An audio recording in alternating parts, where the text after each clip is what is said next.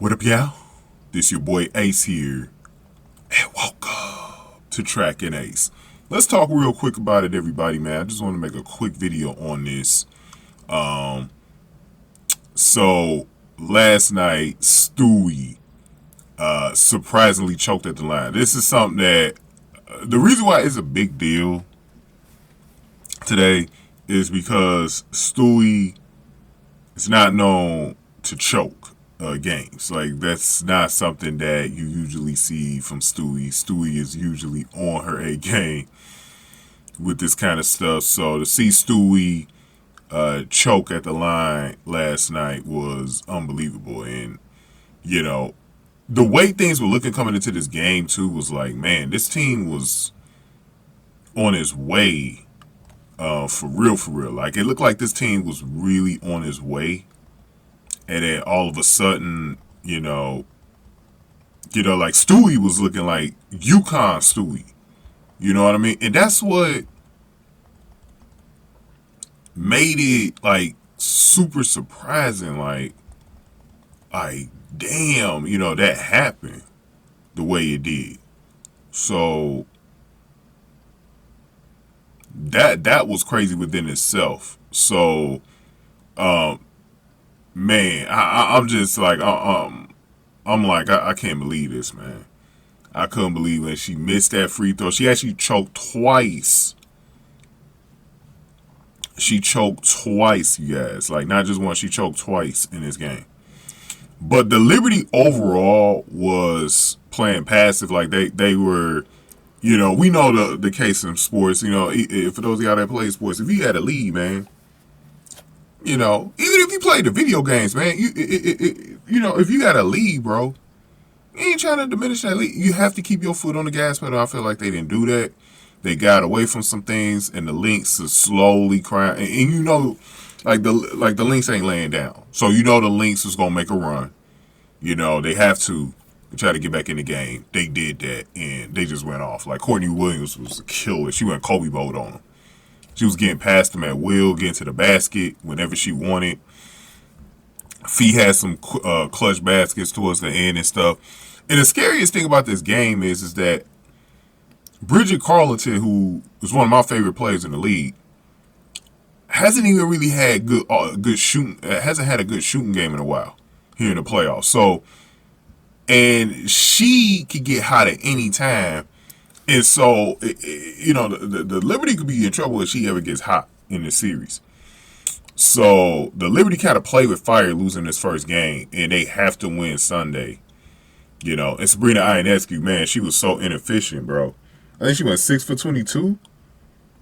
Man, I know she gets nervous at times. Like, I don't know if it was nerves for her, why she was shooting so bad. I don't know what it was, but she also was aggressive towards the end. It looked like she was starting to get it going towards the end, but then she fell flat again.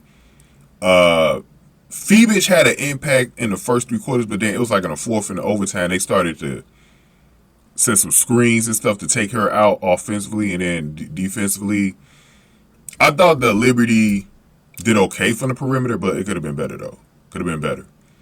But overall, man, this was just a very disappointing loss. Sandy Brondello, I think she didn't have Jonquil Jones out there towards the end. They have to do better, man. I think with the lineups, they have to do a little bit better. I think using Thornton would help a lot because she had size to get on some of these guards. Because if anything, what I'm going to do, like if I'm New York, I'm going to really tighten up on the defensive end. I'm going to really, like, Minnesota's a better defensive team than them, but I still think the Liberty got there because they have better defenses here. Have, you know, really game plan towards Courtney Williams, making sure she doesn't get off. Make sure the game is where, because we know Kayla McBride is streaky too, so she won't always go off. So I think you focus in on Courtney Williams, who has been super key for them. I think with Bridget Carleton, I won't worry about her right now, but if she ever gets hot, you can't allow her to get hot. You know, get real confident shooting from 3 and stuff like that and slashing. They can't allow that. Alana Smith is always a threat. So you got some things. Napheesa Collier was getting past and whatever she wanted. You gotta really tighten up because they gotta win game 2. You know, they lose game 2. They gotta go to Minneapolis for 2 games in a row. And so at least if you still a couple, I mean, if you still won in Minneapolis, you could get it to a game 5 back in your city. And New York gonna go crazy in that one. So you should have the crowd on your side to the point where you don't have to worry about choking this way. But as of right now, man, it is not looking good. It is not looking good so far for the Liberty, but I'm not. I think if you're a Liberty fan, there's no reason to give up yet, I will say. And it's just one game, but it's a huge game because it's a home game that they stole. Now, not only do you have to win Sunday, but you have to steal one on the road. You know what I'm saying? And maybe, you know, look, they had a sellout. It could be that New York is a lot of pressure playing at home right now. New York, they're thirsty for a basketball championship, pro basketball championship. It could be one of those things where it's just like, it's just receiving a lot of pressure, man. So I'm not really worried, but mentally, it's more mental with the Liberty to me, man. It's just like they got to get over that hurdle because right now they're showing signs that they're kind of a choking team. You know what I'm saying? That they're just not going to win the big one. So in order for them to get over that, and they need to go deeper into their bench, like I said, Sabali and all of them, they need to play.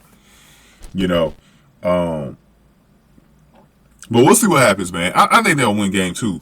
But if they don't, I'll be back here on Sunday to talk about it with y'all, man. But go ahead and give me your thoughts in the comment section below. Let's run this outro, man. Give this video a like, share, subscribe, too.